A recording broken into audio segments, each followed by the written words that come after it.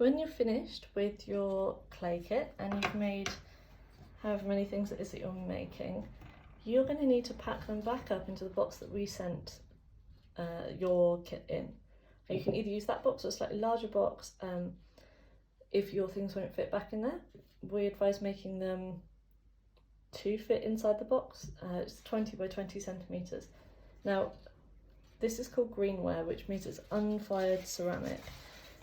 It's quite brittle, so you need to be really, really careful about how you're packing it.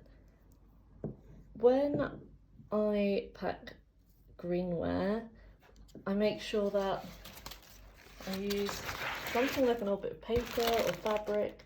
Bubble wrap is okay. You want something with a bit of bounce to it, so when it moves, you don't want it to be completely solid. You want it to be able to kind of take a bit of the pressure.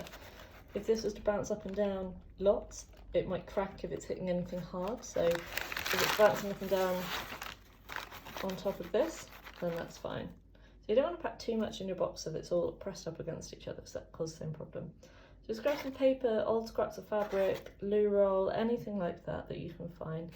And also, if you happen to have any packing peanuts from another package, that's fine too. And I just want to gently, loosely wrap things. So you can see that does become quite big once it's wrapped. So that's kind of how thick you want things to be wrapped. If you are sending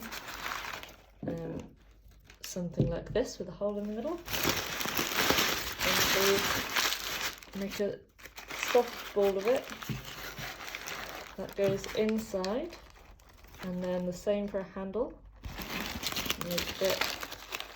Make sure it's got something protecting the inside and supporting it, and then we wrap the rest of it around.